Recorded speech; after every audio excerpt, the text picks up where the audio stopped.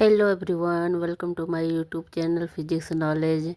तो चलिए अभी जो है एग्ज़ाम्स आने वाले हैं। 12th का एग्ज़ाम आने वाले हैं, 10th का एग्ज़ाम आने वाले हैं। तो इसी क्रम में हम लोग क्या करते हैं, फिजिक्स के मॉडल क्वेश्चन पेपर 2025-26 का जो सॉल्यूशन बनाते हैं।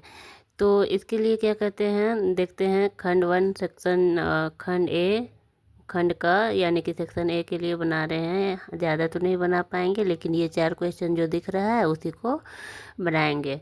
तो सबसे पहले देखिए यहाँ पे क्वेश्चन नंबर 1 में क्या बोल रहा है, the force between 2 point charges place in a vacuum varies as. तो ये इलेक्ट्रोस्टैटिक पोटेंशियल का है। और ये देखिए आपका F इक्वल टू, देखिए यहाँ पे लिखा हुआ है F equal to 1/4 Q1 Q2/R²। तो यहाँ पे देखिए आपका R जो है किस तरह से वेरी कर रहा है। तो R जो है यहाँ पे इन्वर्सली प्रोपोर्शनल है ना। R कैसे है, इन्वर्सली प्रोपोर्शनल है। तो ये क्या हो जाएगा, B का हो जाएगा। उसके बाद आपको देखने को मिलेगा the SI unit of electric fluxes. तो इसका एसआई यूनिट क्या होगा, तो यहाँ पे पहले से ही हमने लगा के रखा है Newton metre square per coulomb. तो ये कैसे आएगा, तो सबसे पहले देखिए कि इलेक्ट्रिक फ्लक्स होता क्या है। इसको हम लोग फाई से डिनोट करते हैं, और ये फाई इक्वल टू होता है ए कोस थीटा।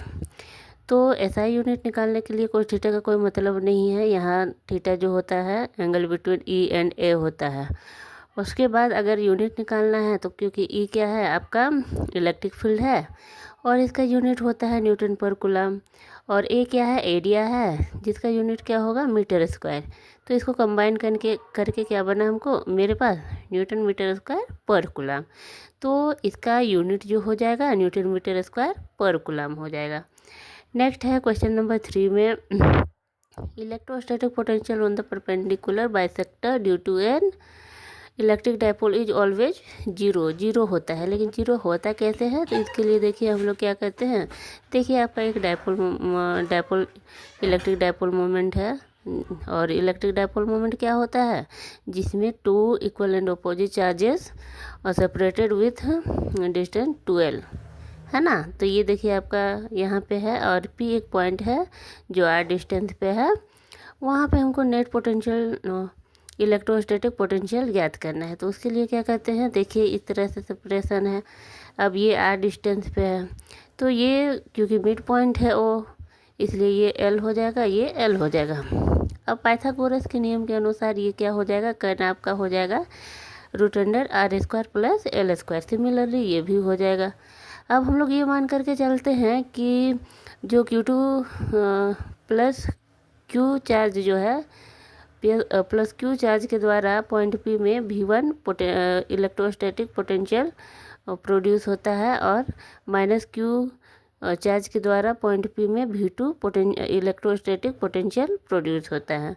और उसको हम लोग ऐसे देख सकते हैं, इलेक्ट्रिक जैसे V1 इक्वल टू हमारे फॉर्मूला के अनुसार हो जाएगा, इलेक्ट्रोस्टैटिक पोटेंशियल के अनुसार हो जाएगा 1/4πε0 इंटू Q/√R² प्लस L²।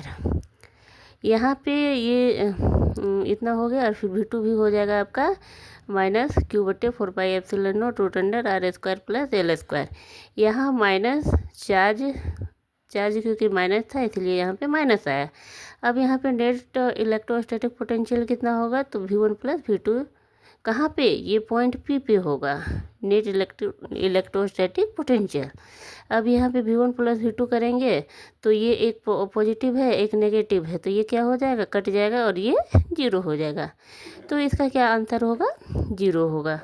अब क्वेश्चन नंबर 4 में, क्या बोला गया है, एक पैरेलल प्लेट कैपेसिटर के बारे में बोला गया है, और वो उसको क्या बैटरी से डिस्कनेक्ट कर दिया जाता है। तो बैटरी से डिस्कनेक्ट करने से कुछ नहीं होता है, बस क्या होता है, चार्ज जो होता है डिस्कनेक्ट करने से चार्ज तो हमेशा कांस्टेंट ही रह जाएगा वहाँ। अब देखिए किसी भी पैरेलल प्लेट कैपेसिटर का जो कैपेसिटेंस होता है, यानी कि उसकी एबिलिटी जो होती है, वो C इक्वल टू ε0 A/D होता है। ए आपका एरिया है, D एरिया ऑफ प्लेट हो जाएगा, और D क्या है, डिस्टेंस बिटवीन 2 प्लेट्स, मतलब कि प्लेट सेपरेशन डिस्टेंस होता है। उसके बाद यहाँ पे क्या किया जाता है, बोलता है कि जो प्लेट है उसको खींचा जाता है, थोड़ा दूर किया जाता है। तो देखिए D किस तरह से वेरी कर रहा है, डी आपका प्लेट को का डी को अगर हम लोग बढ़ाएंगे, सेपरेशन को बढ़ाएंगे, तो उसका कैपेसिटेंस घटेगा। और यहाँ पे देखिए दूसरा में क्या हो रहा है, V इक्वल टू क्यू बटे सी है। अब यहाँ पे देखिए सी यहाँ पे घट रहा है डी के बढ़ाने से, तो यहाँ पे क्या हो रहा है, भी जो है इन्वर्सली वैरी करता है किससे, सी से। तो अगर ये घट रहा है, डी के बढ़ाने से सी घट रहा है, तो भी क्या करेगा, भी बढ़ेगा, यानी कि यहाँ पे क्या होगा, इंक्रीज होगा, यानी कि यहाँ पे आप देखिए ये ऐसे बढ़ेगा। तो आज के लिए इतना ही है। नेक्स्ट इसी तरह के वीडियो के लिए आप मेरे साथ जुड़े रहिए। Okay, thank you, bye bye.